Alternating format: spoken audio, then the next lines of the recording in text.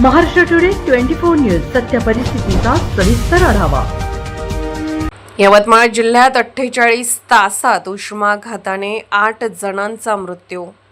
संपूर्ण महाराष्ट्रात तापमान 40 ते 45 अंश सेल्सिअस पर्यंत पोहोचले आहे।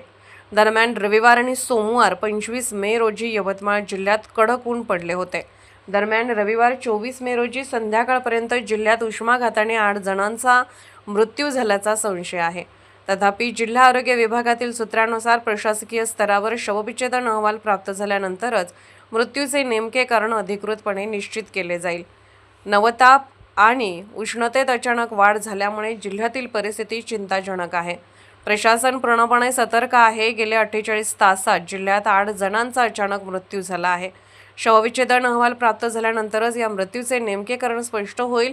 आतापर्यंत मिळालेल्या माहितीनुसार 24 तासात दिग्रसमध्ये 3 जणांचा मृत्यू झाला आहे। याशिवाय जिल्ह्यातील यवतमाळ शहर, पुसद, दिग्रस आणि बाभुळगाव या शहरांमध्येही अचानक मृत्यू झाले आहेत। महाराष्ट्र टुडे मराठीसाठी ब्युरो रिपोर्ट, यवतमाळ।